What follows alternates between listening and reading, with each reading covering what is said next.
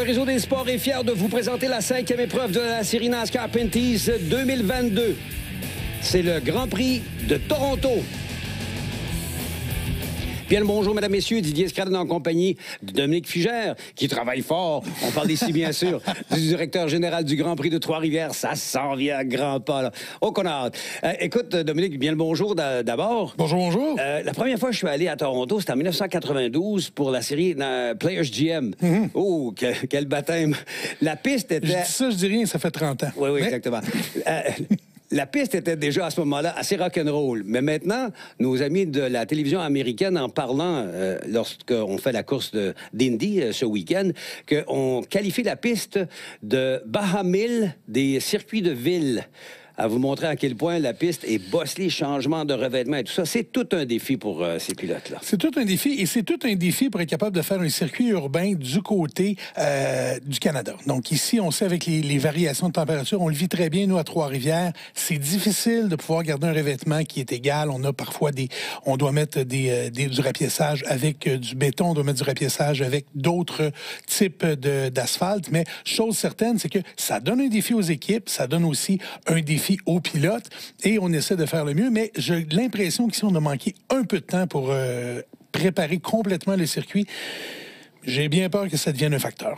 Oui, on a changé quelques virages, tout particulièrement le 9, 10, 11 qui a changé au fil des années. Et puis, il faudra surveiller aussi les équipements de sécurité qu'on a mis, les pneus. Exactement. C'est à vérifier. Oui, exactement.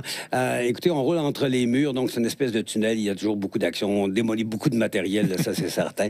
Il s'en est détruit également lors de notre dernier rendez-vous à Avondale. On a des résultats, justement, à vous présenter dans ce sens-là. C'est Marc-Antoine Camiran qui est allé chercher la victoire devant Traden Lasovitz, DJ, dis-je bien, Kennington. Ça se dit mal, ça. Brandon Watson, Gary Clute, Dexter Stacey, Lacroix, Lessard, Bergeron et Mark Dealey.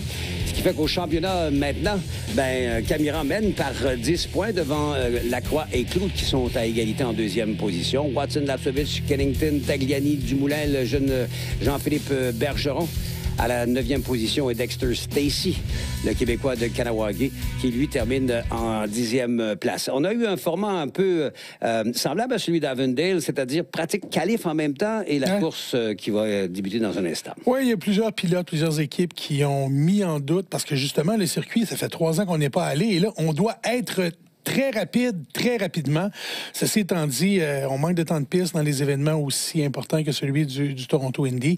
Et puis, c'est un peu ce qui a forcé la main de la série NASCAR à justement composer avec une qualification, des essais libres en même temps. Mais ça devrait aller. On fait une courte pause, mesdames, messieurs. On vous revient avec la grille de départ et le drapeau vert de cette épreuve présentée dans les rues de Toronto. Il fait magnifiquement beau, 27 degrés. Le ciel est dégagé. Nous sommes de retour à Toronto, bien sûr, pour le Grand Prix de Toronto. Une émission qui vous est présentée par Pinty's, de bons aliments amusants. Par les bougies E-Tree, nées pour brûler.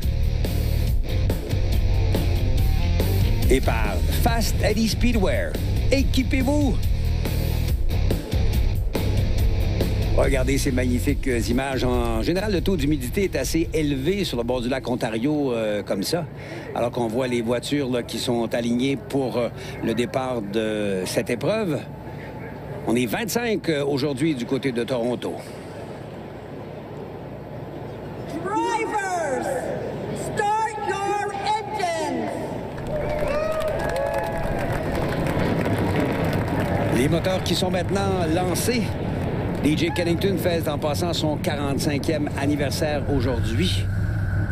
Alors qu'on a des caméras embarquées, Dominique, dans plusieurs voitures, dont Ray Junior Courtemanche, qui partage la 8 avec Lessard. Lessard les ovales, l'autre fait les circuits routiers. Gary Clute est un excellent pilote de circuit routier. Il sera certainement à surveiller.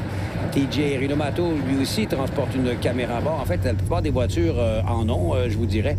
Celle qui est à 360 degrés et celle pour le fêter aujourd'hui dans la voiture Castrol Edge. On parlait bien sûr de DJ Kennington. Marc-Antoine Camiran a amené 443 tours depuis le début de la saison en 4 courses. C'est plus que 2 fois. C'est plus que 2 fois la moitié, si on veut, parcouru des tours. Voyons, je vais finir par l'avoir. C'est plus de la moitié des tours parcourus cette année. Qui l'a mené, Marc-Antoine. Exactement. 443. Il a une victoire. C'est vraiment tout un témoignage au travail de son équipe. Rangé par Paul devant LP Dumoulin. Alex Tagliani partagera la deuxième ligne avec Kevin Lacroix. Marc-Antoine Camiran a qualifié 5e, mais il part à l'arrière du peloton. Je vous en parle dans un instant. LP Montour fait les circuits routiers. Et de retour dans la voiture numéro 13. Gary Clout dans la 59. Alex Guinnett, première course cette saison. Il a fait une saison complète il y a de ça quelques années en série NASCAR Pinty's. Matthew Scannell, autre pilote de circuit routier, tout comme Daniel Bois, vient de la région de Mosport, très habitué là-bas. Peter Clout et Sam Fellows sont en 6e rangée, alors que Trayton Lapsovich et DJ Kennington vont se partager la 7e rangée. Dexter Stacy et Jean-Philippe Bergeron dans la voiture Prolon. En 8e ligne, sur la 9e, c'est Larry Jackson avec le vétéran Mark Dealey. TJ Rinomato, qui pilote et aide plusieurs autres pilotes sur la piste, partagera la 10e rangée avec Brett Wheeler. Puis ce sera Ray Junior Courtemanche dans la voiture numéro 8 avec Brian Cathcart, le vétéran pilote. Alors que sur la 12e rangée, Wallace Stacy aura à ses côtés Glenn Stiers. Brandon Watson a eu un problème de moteur, ce qui fait qu'il part à l'arrière du peloton. Et Camiran, semble-t-il, n'a pas utilisé les bons pneus pour la qualification. Il y a eu un mélange là-dedans. Et ça va lui coûter cher puisqu'il partira en dernière position. Il espère être dans le top 10 après 10 tours. On en fait 35 aujourd'hui en passant. C'est ambitieux. Ben, pourquoi pas. Alors, 2,87 km sur ce circuit où on fera 35 tours. Il y a 11 virages, 8 sont à droite, le reste à gauche, donc très peu de virages à gauche. Pas d'arrêt au puits aujourd'hui pour les pilotes de la série NASCAR Pinty's, puisque, bon, c'est un sprint, comme on dit en bon français. Contrairement au Grand Prix de Trois-Rivières, où le pilote qui s'arrête, qui change ses pneus, qui termine le mieux au classement, va remporter son ensemble de pneus, quand même. Composé de General Tire. C'est une bonne chose. Oui. Alors qu'on voit ici la caméra embarquée de M. Montour, qui est un pilote de Trans-Am. Il est très à l'aise sur ce genre de circuit. C'est le genre de piste qu'il connaît bien. C'est un peu le même gabarit de voiture, la même puissance et tout ça. Il sera certainement aujourd'hui à surveiller. Ça, c'est le nouvel enchaînement depuis quelques années. Maintenant, le 9, 10, 11. Avant, il y a eu des accidents dans la sortie du monde. Ça tapait fort. À l'époque, c'était le 10 parce qu'il y avait un virage de moins. On est prêt à lancer les voitures. Voilà, le drapeau vert est maintenant agité. Excellent départ pour Andrew Ranger. Lacroix tente l'extérieur maintenant, se range tout juste derrière LP Dumoulin. Bon départ pour Alex Tagliani. Il va chipper la 3e position, justement en gardant l'intérieur à Kevin Lacroix. On est sur Lakeshore Boulevard. C'est une espèce de grand serpent. On arrive très vite au virage numéro 3. Gros freinage. On doit ménager les freins au maximum, mais on doit les utiliser au maximum également si on veut dépasser. Et c'est ce que fait Alex Tagliani à l'intérieur sur LP Dumoulin. Le voici qui va prendre la 2e position. Sortie du virage 3, le 4 ici, le 5. Possibilité de dépassement, mais ça, c'est quand on arrive côte à côte. Quand on a pris le virage numéro 3 et le 4 côte à côte, il y a une possibilité de dépassement à cet endroit-là. Le long carrousel, ça tourne longtemps, mais sûrement. Virage 6 et 7.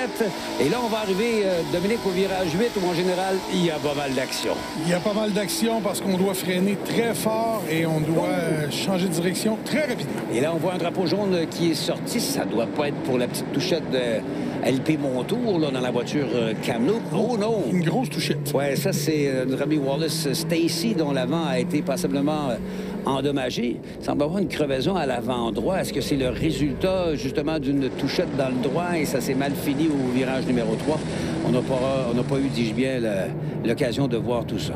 Alors, Andrew Ranger va repartir en première position. Il n'y a pas un tour de complété, donc à la relance comme telle, malheureusement pour Alexandre Tagliani, il va retourner en 2e ligne. On va s'arrêter le temps d'une courte pause. Vous écoutez la 5e épreuve de la série NASCAR Pinty's en direct de Toronto. C'est la camionnette de l'OPP. L'OPP, c'est la Ontario Provincial Police qui amène la meute pour la relance. La 2e, Je ne sais pas si la Sûreté du Québec s'offrirait pour mettre la... Peut-être pas posé pour le Grand Prix de Trois-Rivières. On pourrait poser la question, mais je ne suis pas certain que ça irait très bien dans l'opinion publique. Alors qu'on a eu de belles nouvelles du côté du Grand Prix de Trois-Rivières avec la présentation de ce qu'on va appeler le 60 tours... Sur métal, présenté par Julia Wine. Exactement. Et bien sûr, la présence de Jacques Villeneuve dans Voiture numéro 07 aux couleurs de Prolon. Préparé par Dumoulin Compétition. Oui, ça va être fort intéressant. Jacques, l'oncle de Jacques Villeneuve, l'ancien pilote de F1, au bon départ. Là. Du coup, Lacroix qui va se pointer à l'intérieur. Est-ce que ça va passer? Alex Tagliani s'est fait prendre. Là, tantôt, je vous rappelle, il est allé chercher la deuxième position. Je ne sais pas s'il va être en mesure de garder la quatrième, là, parce que Claude était tout juste derrière. On est avec Daniel Bois cette fois-ci. Pilote qui connaît comme le fond de sa poche le circuit de Mosport, le Canadian Tire Motorsport Park. Lacroix très agressif maintenant sur LP Dumoulin qui partait en première ligne. Le voilà maintenant rendu troisième. Alex Tagliani reprend la quatrième position, alors qu'il avait réussi à grimper deuxième, comme je le mentionnais un petit peu plus tôt.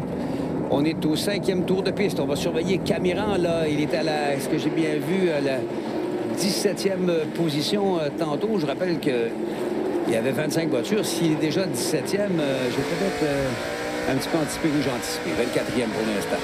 Excusez-nous. À bord avec la voiture du groupe Olivier de Jean-Philippe Bergeron qui se bat pour le titre de recrue de l'année, Dominique, avec le jeune Brandon Watson qui partait à l'arrière du peloton. L'occasion pour le jeune pilote de Saint-Donat, en parlant de Bergeron, d'essayer d'aller chercher le plus de points possible face à son adversaire. Voilà que Lacroix dans la voiture ESR Lacroix Tuning, la boulonnerie, se pointe à l'intérieur pour prendre l'avantage sur la voiture Payet de Andrew Ranger. Nouveau voleur, Kevin Lacroix.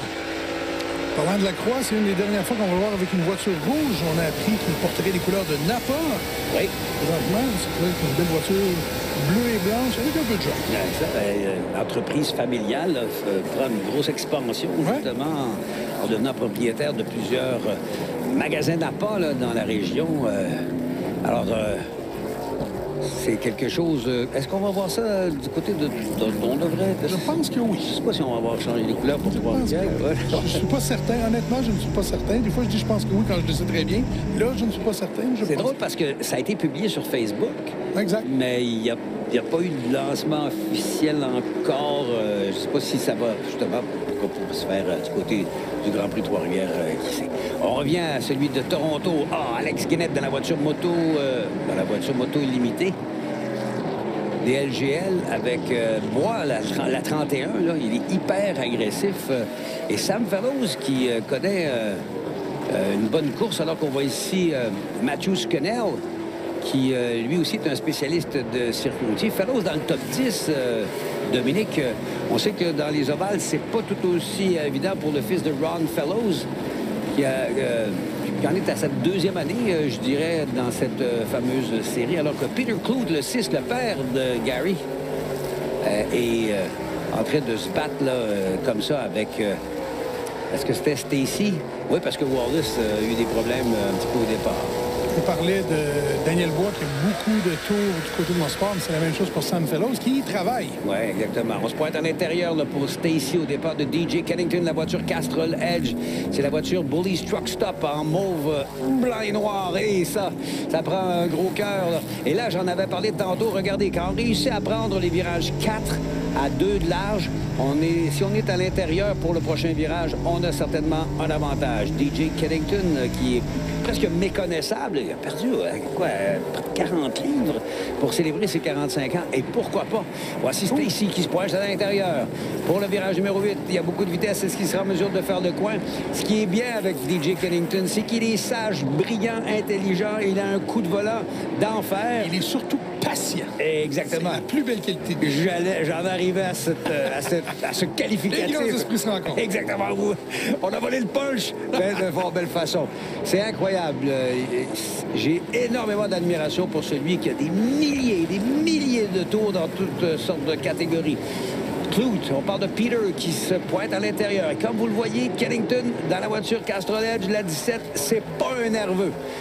Pas fait d'écart, il a laissé juste assez de place, se fie justement au talent de ceux ceux contre qui, j'allais dire, il se bat. On est d'abord avec lui. Au freinage, ça c'est vraiment là, Peter Clout, lui aussi est un vétéran. On voit le jeune Bergeron dans la voiture numéro 1, là, aux couleurs de Prolong et la 84. Ah, ça, c'est malheureux. Larry Jackson, c'est incroyable. Un autre vétéran pilote, on dirait qu'il y a un gros nuage noir. Il aurait peut-être changé la couleur de sa voiture au-dessus de la 84. Un bris mécanique, ça a l'air d'être un essieu, Dominique. Mais Larry Jackson, qui est capitaine des pompiers de se mettre dans le civil, comme disait Pierre Dupasquier de Michelin. Et puis, les pilotes, c'est lui-même qui prépare sa voiture avec des moyens, somme toute limités. C'est le genre de problème qu'on voit quand on est une petite équipe privée puis on travaille nous-mêmes sur nos voitures. Parfois, une pièce qui devrait être changée, on va essayer de l'étirer d'une épreuve ou l'autre. Et puis, ça fonctionnera. Et moi, ce que j'aime, c'est que Larry en est à sa 4e participation au Grand Prix de Toronto, là, et que sa moyenne est de 18 à l'arrivée. Et il est de retour pour encore une fois vivre sa passion. À l'intérieur, Camiran, la voiture payée 96. Les couleurs sont semblables avec la 27. Si vous voulez les différencier assez rapidement, le toit de la voiture de Orangé est rouge. Celui de la voiture de Camiran est blanc. Alors, Camiran qui continue sa remontée. Question de pneumatique durant les qualifications. En fait, c'était des essais qualificatifs. Alors, je n'ai pas réussi à savoir exactement quelle était la faute directement, alors qu'on voit ici se pointer à l'intérieur Watson, parti de l'arrière au départ de Ray Junior Courtemanche dans la voiture numéro 8. Elle est aux couleurs de RG Investment et de Fast Eddie Speedwear pour ce qui est de Ray Courtemanche, peut-être de la région de Mirabel. On voit Andrew Ranger là, qui est très rapide derrière Kevin Lacroix, mais il n'est pas en mode attaque. J'ai vraiment l'impression que Ranger, qui a 3 victoires ici, comme on l'a dit, est en train de préparer sa manœuvre en fin de course. Et LP Dumoulin fait la même chose avec la voiture WeatherTech Belmar. Oh, elle est allée très large. Là. Je ne sais pas si on n'a même pas touché au mur du côté de mon tour, là, que je vois derrière Alex Guénette. On a vu de la poussière se soulever au virage numéro 11.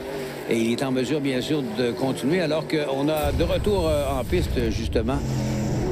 J'avais bien vu, hein? Regardez le 13. Tout! 13 au départ et la 13 en face au mur. On a vu Wallace Stacy de retour avec une espèce de modifié. Il n'y a pas grand-chose comme protection à l'avant. Quoique le pare-choc original semble être sur place, c'est la partie en fibre de verre qui n'est plus là.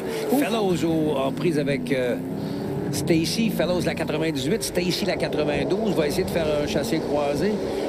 Alors que avec Marc-Antoine Camiran, on se retrouve au virage numéro 5. Wallace, l'expérimenté pilote, va laisser passer tout le monde. Alex Guédette, dans la voiture numéro 39 DLGL, entreprise familiale, avec Moto Illimité qui prend également énormément d'expansion. Il roule avec Dave Jacobs. C'est le même préparateur que la voiture numéro 1 du jeune Bergeron aux couleurs de Proulon et Rousseau Métal. Oh, on a touché... Oh! J'avais bien vu qu'il était très à l'attaque, le 96, mais là, il a une crevaison à l'avant-gauche. C'est Marc-Antoine Camiran qui devrait emprunter la ligne des puits, Dominique. Il s'attendait d'être dans le top 10 après 10 tours, mais malheureusement, c'est dans les puits après 11. Exactement. Qu'est-ce qui s'est passé au juste? Oh, en bataille avec Peter Kloot. On a vu que sa voiture a louvoyé. Kloot qui va se retrouver dans les pneumatiques, mais sera en mesure de continuer. Mais la petite touchette a été fort coûteuse. Écoutez, oh, je comprends bien. Le train arrière qui tressaute, là, on appelle ça un wheel up. Ça, c'est quand on rétrograde un petit peu trop tôt ou que les freins sont trop à l'arrière. Le pont se met à sautiller et on perd alors de la capacité de freinage alors qu'une voiture vient de s'arrêter. Et ça, c'est... Il y a un bon Dieu pour ceux qui sont fort agressifs puisque ça va aider ça, Camiran. En plus de ne pas perdre un tour parce que c'est assez long, ben, on va le retrouver tout de suite à l'arrière du peloton. Alors ça, c'est Stars, je crois, qui est en difficulté. Glenn Stars, le promoteur de l'autodrome Manche Week-end, qui, lui, sur le circuit urbain, il est loin de chez lui. It's been a tough day here in Toronto. What happened? I guess the left rear axle broke. They're brand new this year. It worked perfectly fine at CTMP. It worked perfectly fine in practice. Half speed down the straightaway and just went to get on the gas and it broke. And I can't believe it. I'm going to cry. Sorry, Larry. Ah, le pauvre Larry Jackson confirme que c'est bien, dis-je bien, un bris d'essieux sur sa voiture. Des essieux qu'on avait changés en début de saison. Ça avait très bien été pour lui, comme il a mentionné au Canadian Tire Motorsport Park, comprend pas vraiment qu'est-ce qui est arrivé. Ben moi, quand je vois l'état du circuit, peut-être que, tu sais, en pleine accélération, quand ça donne des coups comme ça, c'est des choses qui peuvent arriver.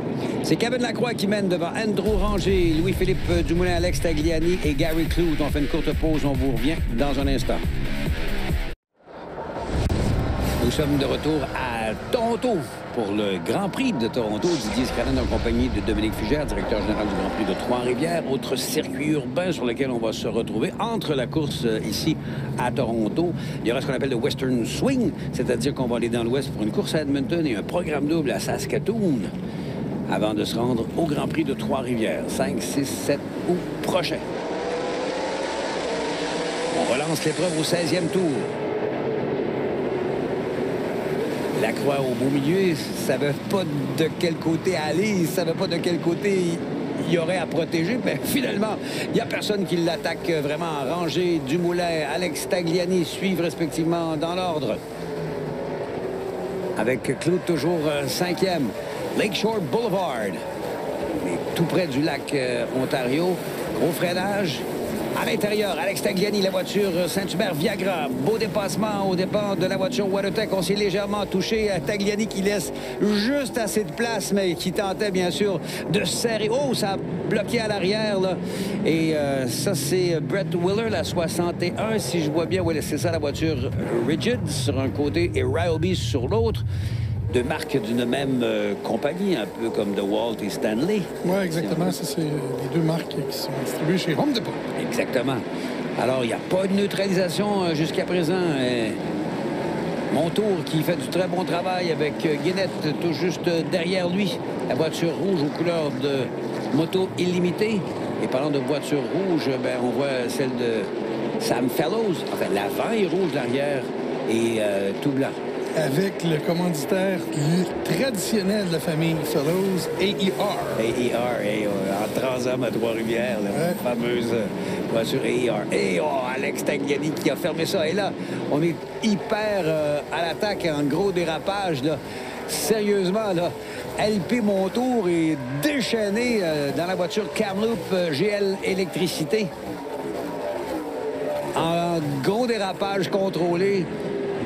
Attention, il tente même dans l'extérieur sur Alex Guénette qui protégeait un petit peu sa position. L'autre qui va en profiter peut-être de cette bataille, c'est Dexter Stacey à l'extérieur, mais Montour est à l'intérieur pour le prochain virage, trop peu, trop tard. Voilà Stacey qui a cédé. Alors, on se retrouve à bord, dis-je bien, de la voiture de l'équipe 22 Racing. C'était, je crois, Trayton Lapsovich qui, lui, a remporté... Oui, monsieur, on attaque très fort. Ça, c'était une attaque de dernière seconde. À livrage, 9, 10 et 11. Ça, c'est le genre de manœuvre qu'on peut faire quand on a l'expérience de LP Moto sur les circuits urbains, parce qu'on sait que la série Transam est souvent sur les circuits urbains. On pense entre autres au Grand Prix de Détroit. On pense au Grand Prix de Baltimore à l'époque. On pense aussi au Grand Prix de Nashville. Donc, on est habitué de rouler sur ce genre de circuit-là. Puis on peut se faire ce genre de manœuvre, surtout que la voiture est très bien préparée par Dumoulin Compétition. C'est ça que j'allais dire. Hein? C'est une autre préparée par Dumoulin Compétition. Voilà comment, tantôt, Wheeler est allé en tête à queue. C'est le vétéran Mark Dealey qui l'a envoyé comme ça. TJ Rinomato qui a réussi à l'éviter, ce de justesse. Donc, on a quelques voitures en difficulté, qui ont dû passer par la ligne des puits. Caméra est parmi ceux-là. Il y en a un, par exemple, qui a été obligé d'y demeurer à la suite d'un problème. Notre consoeur Kendra Adams est avec Glenn Steyer. I was just coming into the turn from fourth to third, and I just heard something shatter in there, so there's no first, second, or third. There's just no gear at all. Early day for Glenn Steyers, but he'll be back next weekend. Monsieur Doshweken, là où on va aller pour une course sur la terre battue. C'est la raison pour laquelle plusieurs pilotes de la série NASCAR Pinty se sont retrouvés à Granby, au RPM Speedway, du côté de Drummondville et également du côté de Mur de Maïs, Cornwall. Pour se qualifier pour la course du défi urbain Chevrolet. Alors, les voitures de type modifié là, qui vont... Oh, on a touché au mur du côté de Bergeron. Là, la voiture Polo, est-ce qu'elle est endommagée? Elle est en glissade, en tout cas, c'est certain. Et il a eu maille à partir avec Marc-Antoine Camiran, la voiture Paillé. On est avec, justement, Louis-Philippe Dumoulin. Louis-Philippe Bergeron, pardon. Je l'ai appelé Louis-Philippe. Je vais finir par l'avoir. Jean-Philippe. Il y a trop de LP et de JP. Où je suis trop vieux, un des deux. On peut s'appeler Didier comme tout le monde. Oui, exactement. Alors, d'autres difficultés, c'est Delay qui doit rentrer dans la ligne des puits à la suite du contact qu'il a eu, justement, avec Brent Willer. Là. Et Cat Carr se retrouve dans les puits également. Brian, de son prénom, la voiture numéro 71, aux couleurs de OK Tire Peterborough. Et Driven for Communication. Non, on fait signe, c'est fini.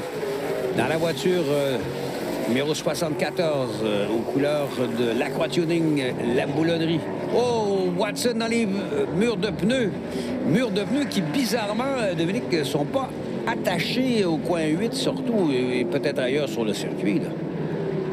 Oui, c'est vraiment curieux. Il n'y a pas un pneu de pain. Les pneus sont attachés verticalement, mais pas horizontalement. On est censé les attacher en croisée. Chaque pile de pneus doit être attachée à 2 autres piles de pneus. Puis là, ben, ça se promène allègrement. J'ai de sérieux doutes sur le niveau de préparation du circuit. C'est une voiture d'IndyCar, là, parce que là, on est vendredi. C'est une voiture d'IndyCar lors de la course de dimanche. Accrocha pourrait très bien sous-mariner en dessous. Il n'y a pas de... Comme caoutchouc de convoyeur. Exactement. Là, on met absolument une courroie de convoyeur devant. Puis là, rien que tout ça, ça me fait poser de sérieuses questions. Il faisait une belle remontée. Watson parti à l'arrière dans la voiture GMS, vous le voyez. APC, Transport également.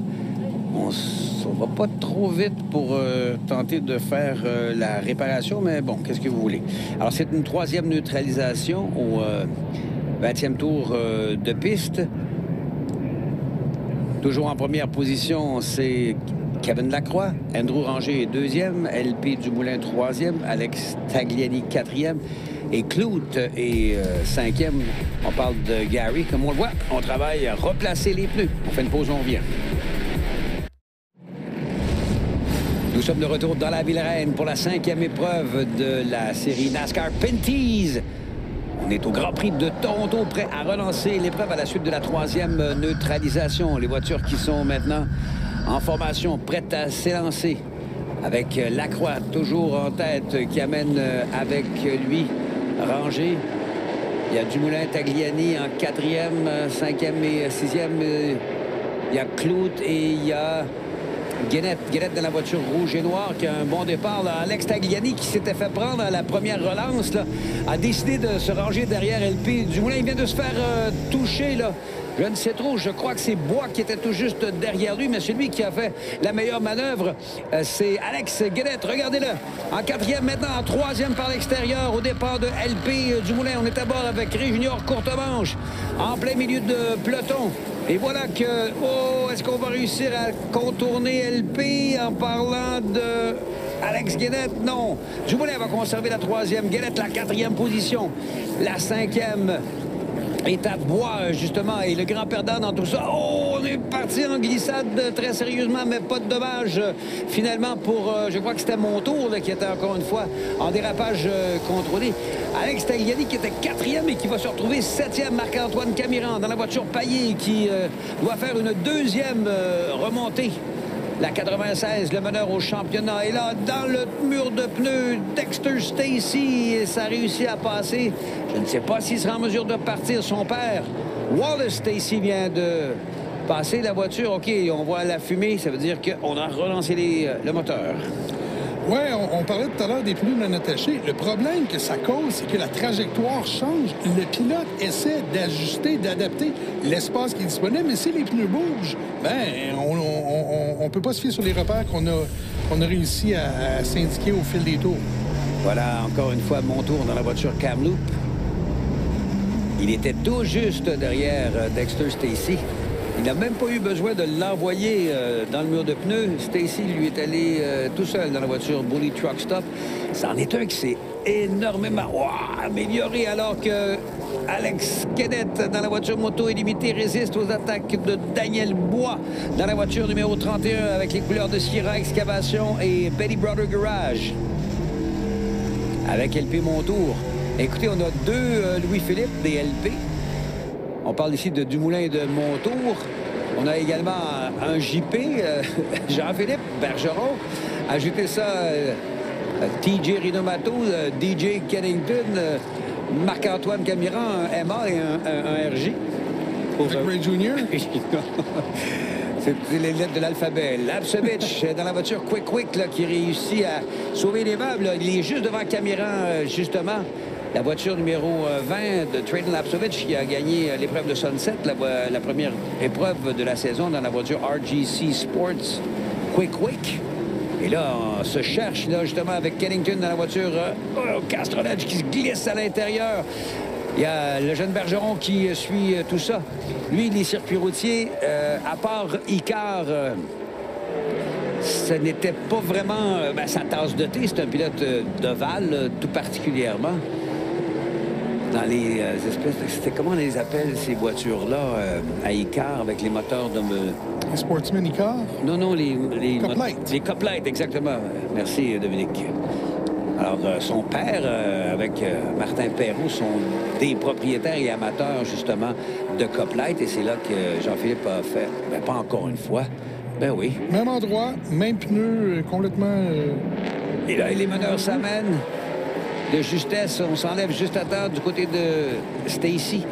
Alors que dans la voiture moto illimitée, Alex Guénette est parti pour la gloire. Là. Il est parti à l'attaque, devrais-je dire. Celui qui a le plus de départs ici, c'est DJ Kennington. Il n'a pas encore gagné. Par contre, en 6 départs, il a 5 top 5, 5 top 10, dis-je bien, dont 2 top 5 avec une moyenne à l'arrivée de 9,3. Alors qu'on est avec Andrew Ranger. Avec la voiture Saint-Michel aussi, on revoit sur le... Oui, Sylvain Oligny et Transport Saint-Michel. Exactement. C'est un des partenaires avec Payet. C'est pas la même équipe. C'est le même commanditaire, mais c'est pas la même équipe que Marc-Antoine qui... On dit la même équipe, mais pas le même préparateur quand on est chez Payet. Ah, d'accord. Okay, c'est comme ça qu'on voit ça. Alors qu'on a entendu un crissement de pneus. Est-ce qu'il y a quelqu'un qui est allé tout droit? Ne semble pas... Alors que Camiran, là, on a vu dans le virage numéro 3, continue de remonter. Il est à la 9e place, là. Il est derrière la voiture de bois. Les 3 premiers, ça n'a pas changé depuis la relance, là, au 6e tour de piste.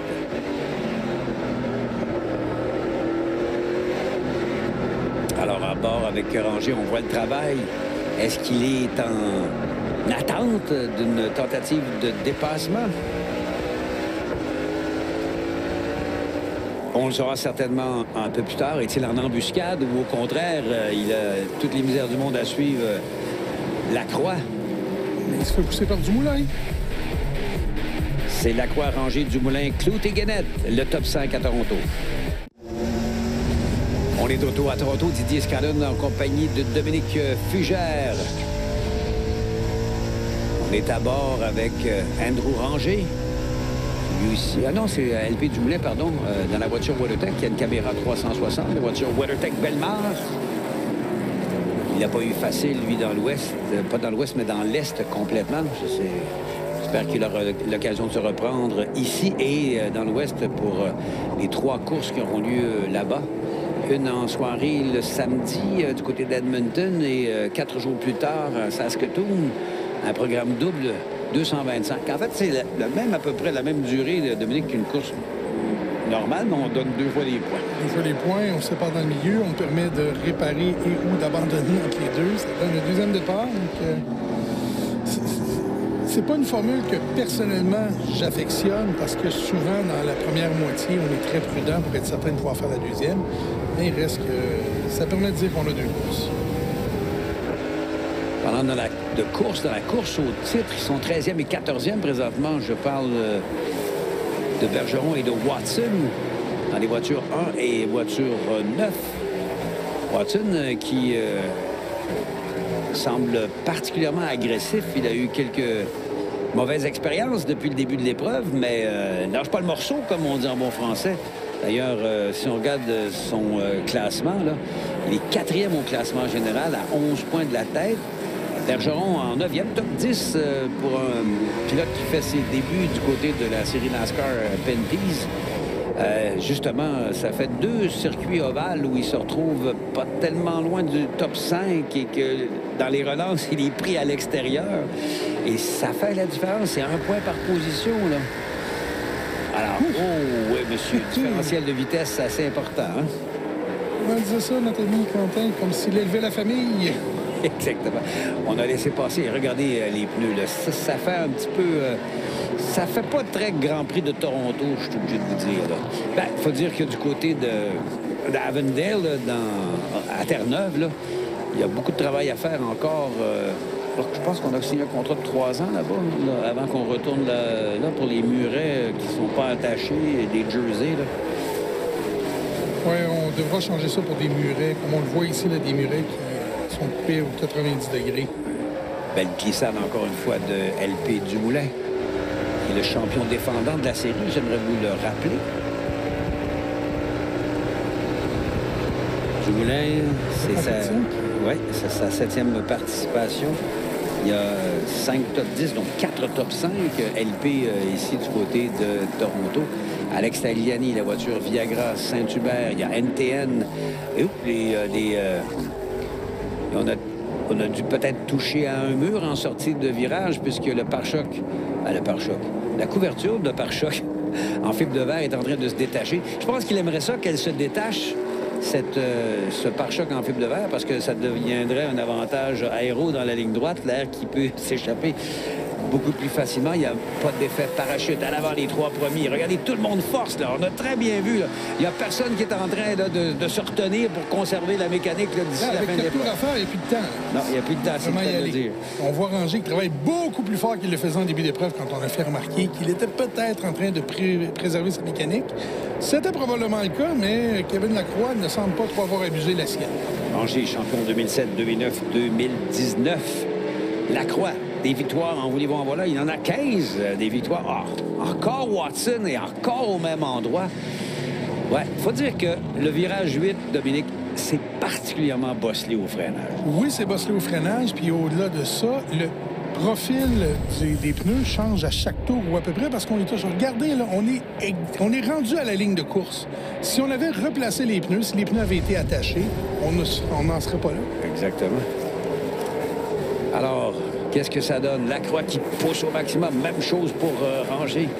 Les 2 premiers ont légèrement, mais là, très légèrement distancé LP Dumoulin dans la voiture. J'ai fait un jeu de mots, là. Ça, c'est, au lieu de Lacroix, ça a presque sorti Napa Tuning. C'est Lacroix Tuning, la boulonnerie et ESR, les roues d'alliage, bien sûr. À Sunset, c'est Lapsovich qui avait gagné. Au Canadian Tire Motorsport Park, c'était Lacroix. À Chaudière, c'était Andrew Ranger. Et à Avondale, c'était Camiran. 4 courses depuis le début de la saison. Ceci est la 5e. 4 gagnants différents. C'est sûr qu'on aura, à moins que les 2 premiers s'accrochent et que LP réussisse à passer, on devrait avoir une répétition là, pour la première fois au niveau des gagnants comme tel.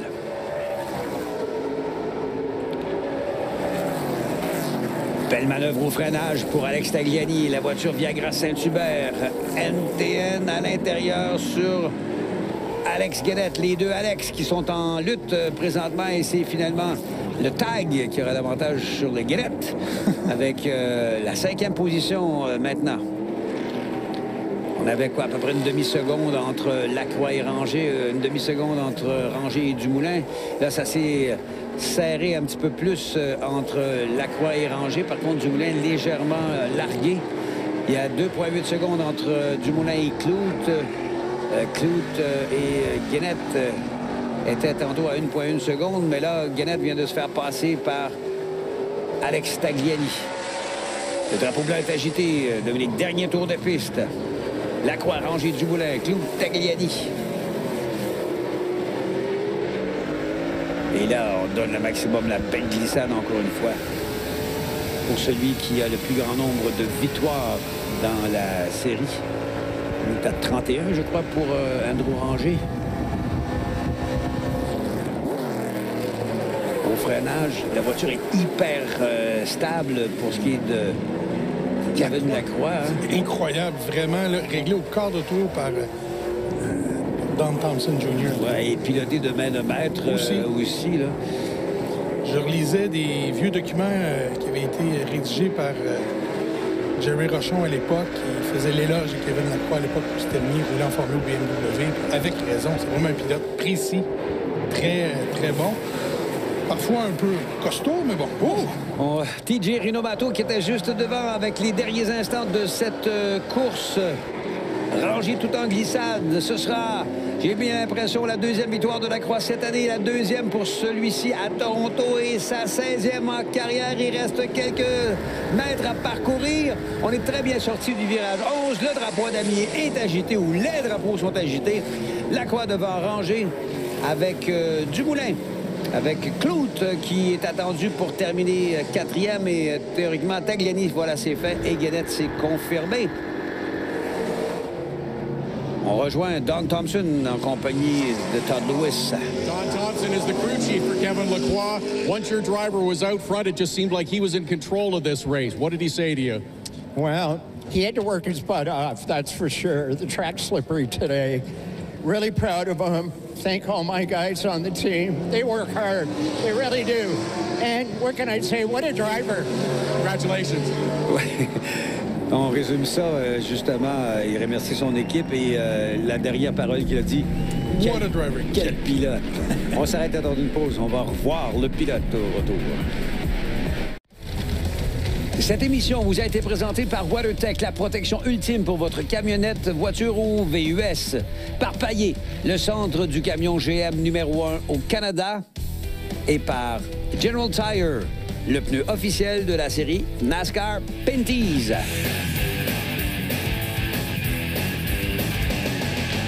Alors, célébration du côté de Kevin Lacroix, une 16e victoire pour celui-ci, une deuxième dans les rues de Toronto. 7 courses et seulement 3 gagnants, différents encore une fois. Lacroix devant Rangé, Dumoulin, Clout, Tagliani pour le top 5, Guénette, Bois, Montour, Marc-Antoine Camiran et Trayden Lapsovich pour le top 10. Du côté du championnat, ça va regarder comme ceci. Alors que 3 points maintenant séparent Kevin Lacroix de Marc-Antoine Camiran. La lutte est fort serrée également. Gary Clout à la 8e position qui monte au classement. Alex Tagliani a perdu quelques plumes. Lapsovich, Kennington, Watson, Dumoulin, Rangé et Bergeron. On aura l'occasion de l'entendre tantôt, mais juste avant, les 3 sur le podium, en commençant par le gagnant, M. Lacroix, Kevin de son prénom. On a eu de la misère ici dans le passé, un peu une victoire, mais beaucoup de malchance. Puis là, revenir les stands, les estrades étaient pleines, vraiment un beau show, puis vraiment content pour l'équipe. On travaille fort, on a eu quelques courses difficiles les 2 dernières, donc c'est vraiment le fun de rebondir avec une victoire comme ça. Oui, écoute, vraiment content pour nous. On a fini une belle 2e position. La voiture Paillé Chevrolet était très rapide, mais Kevin était un petit peu plus rapide que nous.